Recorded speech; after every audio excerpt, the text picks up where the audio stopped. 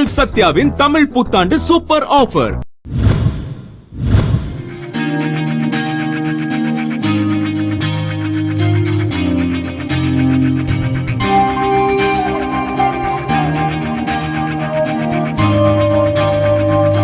சென்னை துறைமுகம் தொகுதி தவேகா வேட்பாளர் சினோரா அசோக் கடற்கரை சாலை முதல் கிருஷ்ணர் கோவில் பகுதியில் பிரச்சாரத்தில் ஈடுபட்டார். தன்னை தேர்தலில் வெற்றி பெற செய்தால் அந்த பகுதியில் இருக்கக்கூடிய அனைத்து பிரச்சினைகளையும் சரி செய்வதாக உறுதியளித்து விசில் சின்னத்திற்கு வாக்கு சேகரித்தார்.